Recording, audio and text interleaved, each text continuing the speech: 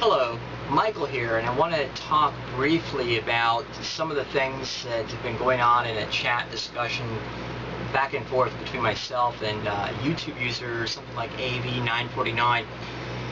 And I talked a little bit about the ninth Sephirah. There's 10 Sephirot in the Kabbalistic tree of life that's often hitched in with various occult tarot decks. And I mentioned how Wang here likes to say that it is into deception. I like to say it's amoral. Yes, it always says yes to whatever you ask. So it's the first one you must encounter, and it's the one of psychic powers, and you don't need to be ethical or moral to use its strength. And so it will say, you can go into it and say, do we get reincarnated right away? And it will say yes. There are thousands of years between our reincarnations. We need to earn them. And it'll go yes. Well, if you say, do we die once and that's it? Yes. Is God and I one? Yes. Is God and I different? Yes. Yes, it always says yes. So, part of going into Yesid and climbing up this tree, especially if you want to be more than really a psychic quack, you need to have a grounding practice, a grounding spirituality. And without that, I don't see how you're going to do well. Yes, it is a dangerous neighborhood, and my friends in Alcoholics Anonymous tell me this. They say, in the meetings, people say to us, don't go into your mind alone, it's a dangerous neighborhood. And by that they mean take your sponsor, things you learn from the meetings, maybe personal therapy, recovery literature, the steps, these sorts of things, these tools, and then you can proceed through the dangerous neighborhood of your mind. Well, in order to proceed to the dangerous neighborhood of Yesid, you need a grounding practice.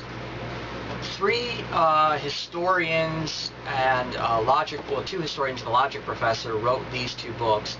This is A Wicked Pack of Cards, The Origin of the Occult Tarot by Decker, Dupleix, and Dummett. And then just Decker and Dummett come back for this one. This is out of print, but you can get it at the library. And it is The History of the Occult Tarot, 1870 to 1970. I've read these both, cover to cover. Great books. And they also emphatically prove, without a shadow of a doubt, unless you really want to believe a clever argument and you want to buy into confirmatory bias, and you're just going to read stuff that you agree with, that tarot cards were never meant for cartomantic purposes. And any attempt to try to do that is groundless. There is no author's intent. So, you know, to go ahead, and then they say from this, so to go ahead and do that with tarot cards is uncalled for. That's a bit of a jump, and so I don't buy them. I buy the data, and I buy a lot of their interpretations, but at that last point, the application, I drop off. And so what I say is, you can use them for spiritual purposes and helping other people, but you have to ground your practice in something greater than tarot itself. And since tarot came out, and they also proved this, in 1776, you need something older than 1776. There are options that are younger, and there are people that are younger that are even at their time of their birth, but younger than 1776. I just haven't seen the grounding that I find in no particular order. Buddhism, Christianity, Islam, Judaism, Hinduism. I don't find it there, you know, like those. They all have bodies. They've all buried bodies. They've all done atrocities.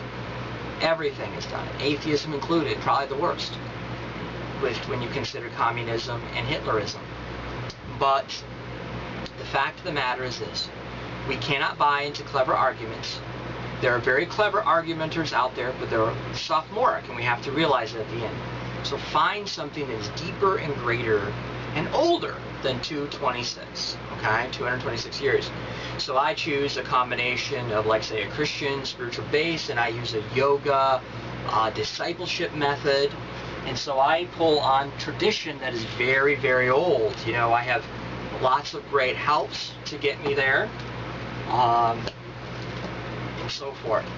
The tools for my progress: yoga mats and blocks and towels and foamies and weights are very inexpensive compared to all the magical instrumentation, that a lot of these occult practices require.